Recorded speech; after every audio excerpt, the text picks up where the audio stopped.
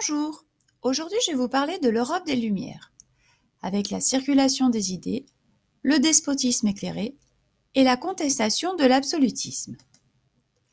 On peut se poser la question comment les idées des Lumières remettent-elles en cause le pouvoir absolu en Europe?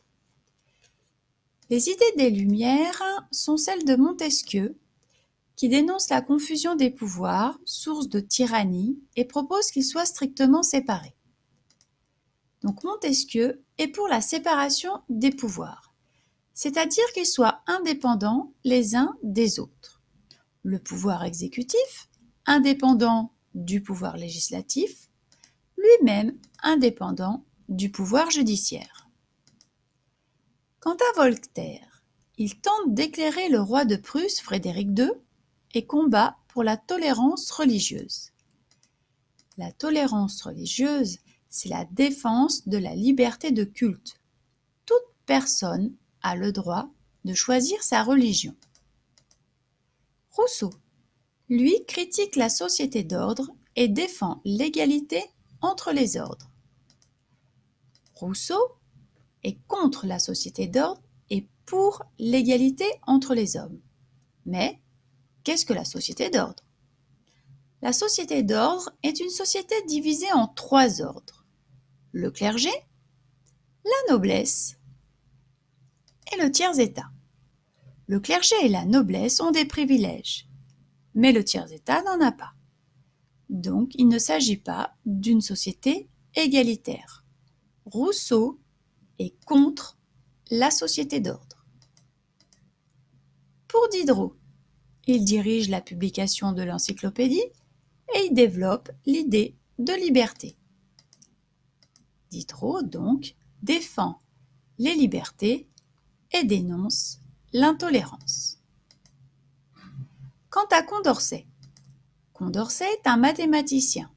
Il dénonce l'esclavage des Noirs au nom de l'égalité et de la fraternité. Condorcet a donc cette idée: défendre l'abolition de l'esclavage. Alors, la diffusion des nouvelles idées.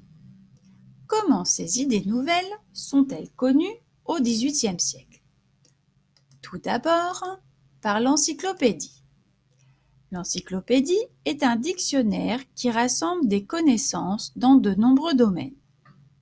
L'encyclopédie permet aux savants et aux philosophes des Lumières de faire connaître leurs idées, mais aussi leurs découvertes. Certains articles critiquent la monarchie, la religion. Louis XV ordonne la censure de l'ouvrage, c'est-à-dire l'interdiction de sa parution. D'autres lieux pour découvrir les idées des Lumières, avec les salons littéraires. Le salon est un lieu de réunion, souvent tenu par les femmes de la haute société, comme celui de Madame Geoffrin à Paris. Les artistes, les hommes de lettres s'y retrouvent pour débattre des nouvelles idées. Un autre lieu où l'on peut découvrir les idées des Lumières, ce sont les cafés.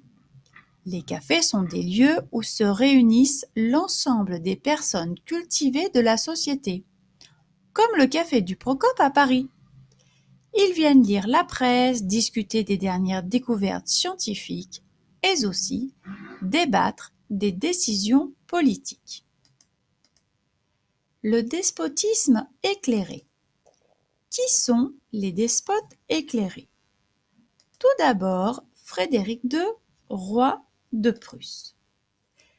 Frédéric II, roi de Prusse, s'intéresse aux idées des Lumières. Il invite Voltaire à la cour de Prusse. Frédéric II appliquera quelques idées des Lumières, comme la tolérance religieuse, créer le code civil. Il réduit aussi la censure de la presse.